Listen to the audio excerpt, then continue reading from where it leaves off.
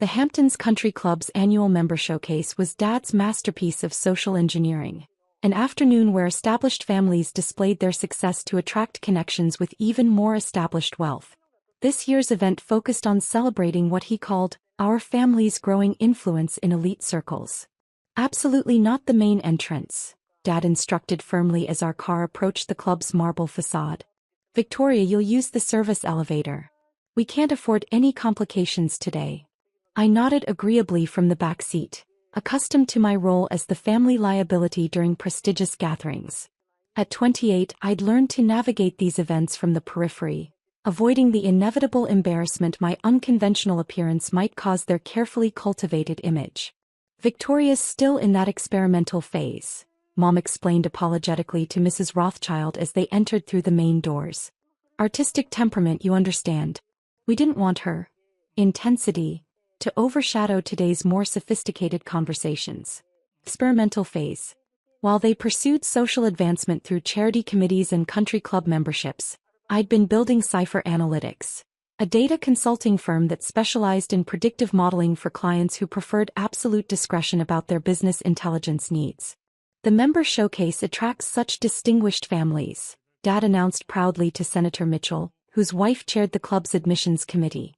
Real wealth, established influence. This is where meaningful connections develop between people who understand how society actually functions. How society actually functions.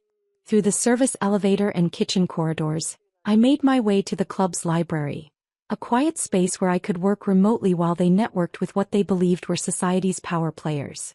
Victoria's always been the creative one, my sister Sophia was explaining to the Vanderbilt heir, her tone suggesting artistic inclinations were charming but ultimately impractical. Big ideas, innovative thinking, but not quite ready for serious business relationships. Serious business relationships. Cipher Analytics had maintained absolute client confidentiality for 3 years, but our discreet operations meant my family never understood the scope or significance of the work I actually performed. We're hoping Victoria will eventually mature into something more traditional, Mom continued diplomatically to Mrs. Astor. Perhaps follow Sophia's example in nonprofit leadership or cultural philanthropy. Something that contributes to society in more conventional ways. Conventional contributions to society. Our predictive algorithms had prevented market manipulations, identified money laundering operations, and exposed corporate fraud schemes that protected millions of investors' retirement funds. But algorithmic justice remained invisible compared to charity gala organization. My phone buzzed with an encrypted message from my assistant. Bloomberg terminal shows client list breach. Financial media confirming names. Immediate damage control required. Client list breach. 3 years of absolute discretion protecting our clients' privacy had just been compromised by a cybersecurity failure that would expose exactly who relied on Cipher Analytics for business intelligence that kept their enterprises functioning. Victoria's so quiet today, Sophia observed with sisterly concern to the assembled elite. Probably overwhelmed by this level of sophistication. She's not quite ready for these social complexities. Social complexities. In approximately 30 minutes, their understanding of complexity was about to encounter names from my client list that would redefine their perception of who held actual power in society. The afternoon progressed with my family orchestrating their most ambitious social climbing campaign yet.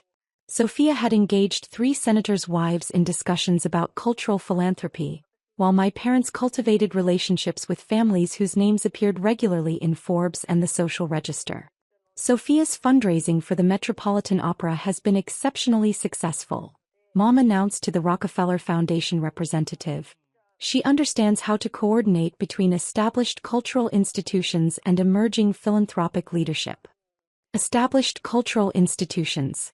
While Sophia organized charity benefits that raised hundreds of thousands, Cipher Analytics had recovered stolen art worth over $2 billion by tracking international money laundering networks that funded illegal antiquities markets.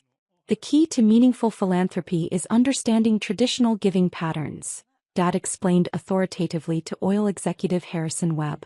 Not these disruptive approaches that ignore how charitable organizations actually function most effectively. How charitable organizations actually function. Our forensic accounting had exposed embezzlement schemes in 12 major nonprofits, recovering diverted funds that actually reached intended beneficiaries instead of financing executive lifestyle upgrades. Victoria would learn so much from observing today's networking, Sophia suggested hopefully to the crowd. Seeing how real influence develops through patient relationship building rather than these technology shortcuts that promise instant credibility. Technology shortcuts. Through the library's floor-to-ceiling windows, I could see news vans arriving in the club's parking area. Unusual media presence that suggested someone had leaked information about Cipher Analytics' client roster to financial journalists. My phone rang insistently. Warren Buffett calling personally. Victoria, I just saw Bloomberg's breaking news about your client list. We need to coordinate our response immediately. Mr. Buffett, I'm actually at a family event. They don't know about our working relationship. Your family doesn't know you've been preventing corporate fraud schemes that could have destabilized entire market sectors? His confusion was obvious. They think I'm not ready for serious business relationships. Too experimental and unconventional for their social circles. Victoria, your predictive models saved Berkshire Hathaway approximately $4 billion in avoided bad investments. Half the Fortune 500 relies on your risk assessment algorithms. Through the library windows, I could see financial reporters establishing camera positions near the club's main entrance. Their presence indicating that Cipher Analytics' client breach had become major business news. Your sister is doing wonderful work with cultural fundraising, Mrs. Vanderbilt was observing to my parents. Such important contributions to preserving traditional philanthropic values. Much more substantial than these modern technology consultants who claim to revolutionize established business practices. Technology consultants who revolutionize established business practices. In 15 minutes, their comfortable afternoon of elite networking was about to encounter exactly which technology consultant had been revolutionizing the business practices that kept their elite clients wealthy. Victoria's still learning that real influence requires working within established systems. Dad was explaining confidently to anyone who'd listen. Patience, respect for traditional methods, understanding how legitimate power actually functions in society. Legitimate power. The service elevator was about to become irrelevant when legitimate power arrived, specifically seeking the family member they'd hidden in the kitchen. The country club's serene networking was shattered by Warren Buffett walking directly through the main entrance, accompanied by Jeff Bezos, Bill Gates, and several other recognizable faces from the Forbes billionaire list. The presence of America's wealthiest business leaders transformed routine social climbing into an unprecedented gathering of actual economic power. Ladies and gentlemen, the club president announced with obvious astonishment, we have some unexpected distinguished visitors this afternoon. The dining room fell into complete silence as members tried to comprehend why the world's most successful investors had arrived unannounced at their social gathering. We're looking for Victoria Chin, Buffett announced clearly to the stunned crowd. Cipher Analytics founder. We understand she was attending today's event. Victoria Chin. The name echoed across the room as 300 country club members tried to identify whoever had earned personal attention from billionaires who rarely appeared together publicly. My family's confident networking expressions crumbled into horrified confusion as they realized these titans of industry were seeking the daughter they'd hidden in the service areas because she supposedly wasn't ready for sophisticated society. Victoria's. She's not prepared for this level of. Dad stammered weakly. Victoria's predictive algorithms have prevented approximately $12 billion in fraudulent investment schemes over the past 3 years, Gates interrupted diplomatically.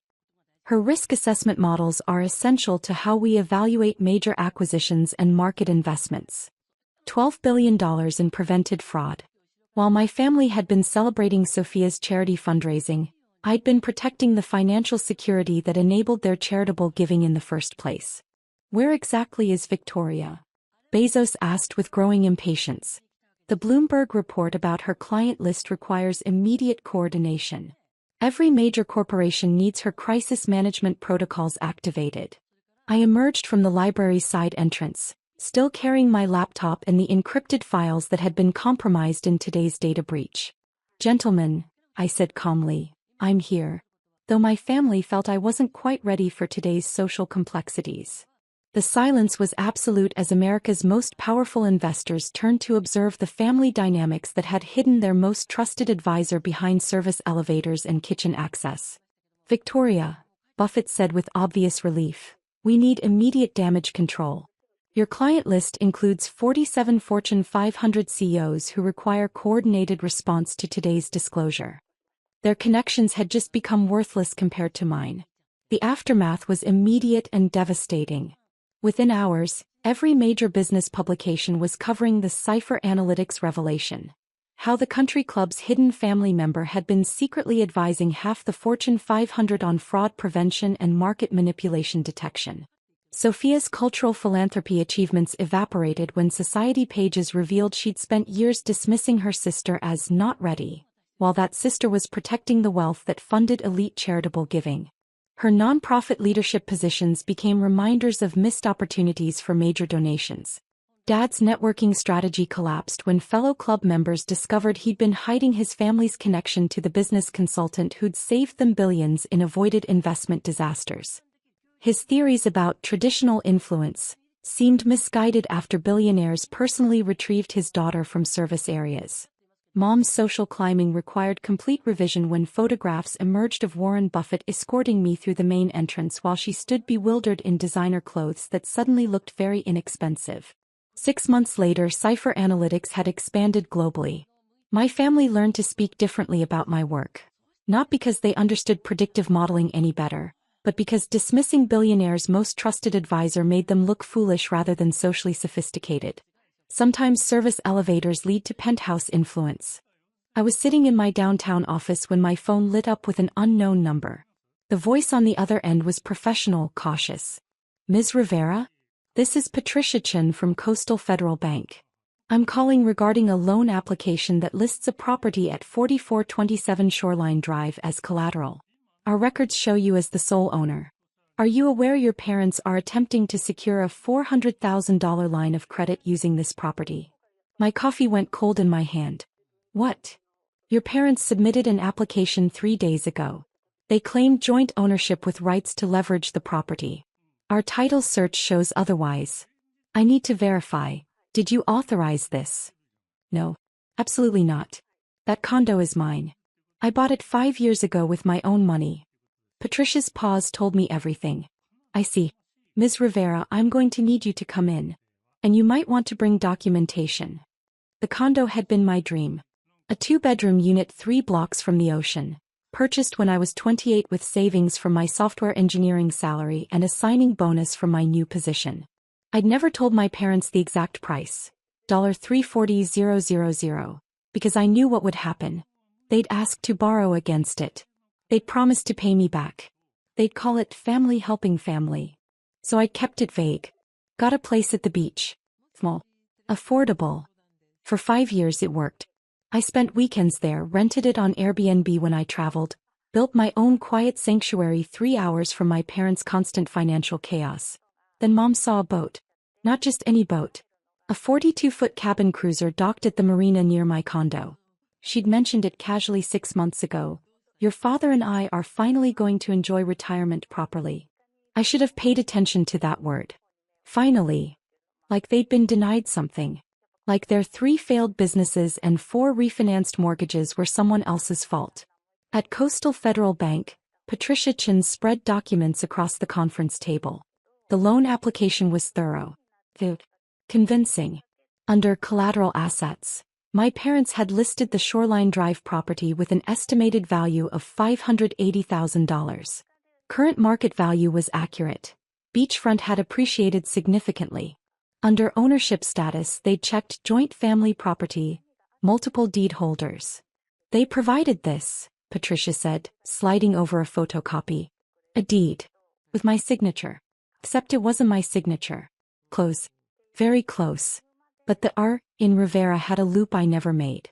The date was wrong. They'd listed the purchase as 2015, not 2018. This is forged, I said quietly. Patricia nodded. Our title search revealed the authentic deed. Sole owner, Elena Rivera. Purchase date, March 2018. No cosigners. No joint ownership. Clean title. She pulled out another document. This is where it gets worse. The loan approval was already processed. Not finalized but processed. My parents had been scheduled to close in 4 days. The $400,000 would have been wired to their account. They'd already made the down payment on the boat, $85,000, according to the marina contract Patricia had somehow obtained. How did you even get this? I asked, pointing to the boat contract. Your mother attached it as proof of intended use. She told our officer the boat would be docked at the family property for easy access. Made the whole thing sound legitimate. Actually laughed. Sharp bitter. The family property I bought myself. That they visited maybe 6 times. Where they complained about the fold-out couch and asked why I didn't get something bigger. Patricia's expression softened. I've seen this before.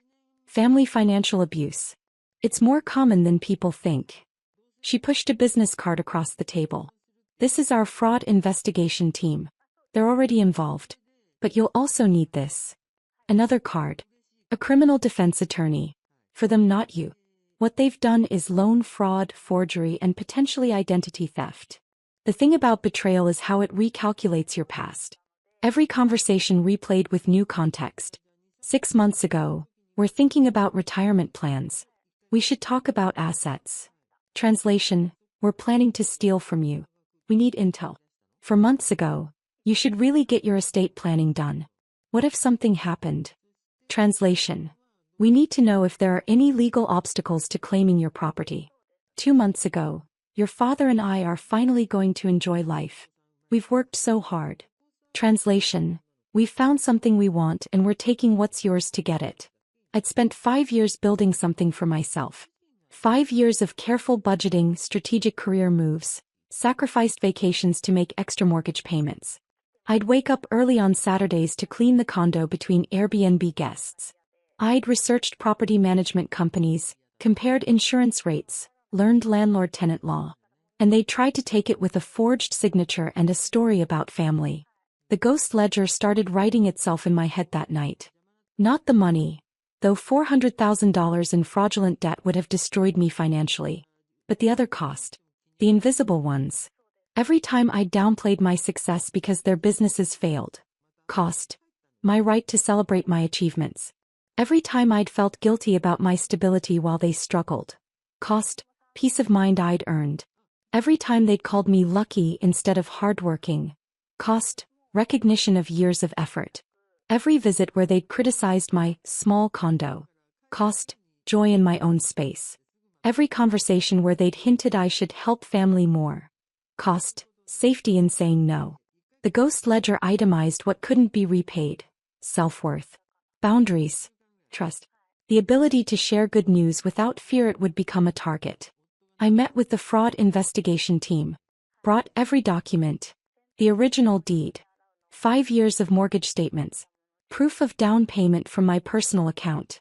Bank records showing every Airbnb deposit, every insurance payment, every dollar I'd put into that property. The investigator, Marcus Webb, reviewed everything methodically. This is comprehensive, he said. Your parents will have a difficult time claiming confusion or honest mistake. What happens now? We file a formal fraud report with the police. The bank pursues criminal charges for loan fraud and forgery. The district attorney decides whether to prosecute identity theft. He looked up. This will fracture your family. They fractured it when they forged my signature. The procedure unfolded like clockwork. Each step another microclimax of justice. First, police report filed. Detective assigned. Case number issued. Second, bank formally withdraws loan approval. My parents receive notification. Boat deal collapses. They lose their $85,000 deposit, non-refundable. Third, detective interviews my parents.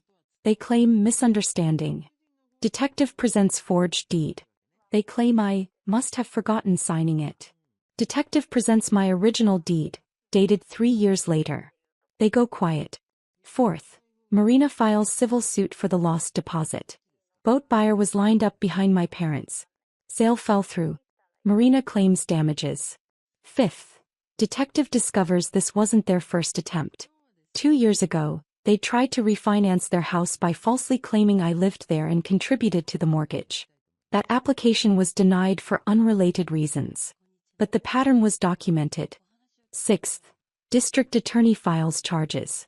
3 counts. Loan fraud, forgery, attempted identity theft. 7th. My parents hire an attorney. Cost $15,000 retainer. They have to liquidate their retirement account. 8th. Preliminary hearing. Judge reviews evidence. Finds probable cause. Sets trial date. At the hearing I sat in the back. Watched them. Mom wore a navy suit she'd probably bought for this. Dad kept clearing his throat. Their attorney presented their defense. A family misunderstanding about jointly held assets due to poor communication. The prosecutor presented my deed. My bank records. The forged signature analysis from a forensic document examiner. The previous refinancing attempt. The judge's voice was flat, bored almost. Like this was the 3rd fraud case she'd seen that week. The evidence shows deliberate intent to deceive a financial institution using forged documents. This wasn't a miscommunication. This was fraud. Proceed to trial. Mom looked back at me. Our eyes met. She looked away first. 9 months later the trial ended. Guilty on 2 counts, loan fraud and forgery. The identity theft charge was dropped as part of a plea agreement. Sentencing. 2 years probation, $50,000 in restitution to Coastal Federal Bank for investigation costs, 200 hours community service, and permanent prohibition from using my name or information on any financial documents. The Marinas civil suit added another $85,000 judgment. My parents had to sell their house. They moved into a rental apartment. Got part-time jobs to cover the restitution payments. I didn't attend the sentencing. Didn't need to. The system had worked exactly as it should. 6 months after sentencing I got a letter. From Mom. 4 pages. Handwritten. It apologized. It explained their desperation. It asked for understanding and eventual forgiveness, and a path forward as a family. I read it once. Then I put it in a file labeled, Evidence of Attempts to Re-establish Contact. My attorney advised keeping everything. I didn't respond. Last month I refinanced the beach condo. Got a better rate. Saved $200 a month. The paperwork was simple, clean, mine. I spend most weekends there now. Last Saturday I watched the sunrise from my balcony with coffee and silence. Pure, uncomplicated silence. No one asking for money. No one suggesting the property is really for everyone. No one calculating what they could take. The ocean doesn't care about family politics. It doesn't redistribute the tide because someone feels entitled to your beach access. It just is. Constant, indifferent, clean. They wanted a boat to sail into their retirement dreams. Instead they sank the only thing keeping them afloat. Their relationship with the daughter who'd actually built something. I don't feel guilty. I feel free. The condo is mine. The title is mine. The success is mine. And the people who tried to steal it are exactly where they put themselves. Sometimes justice is complicated. Sometimes it's just a title search and the truth.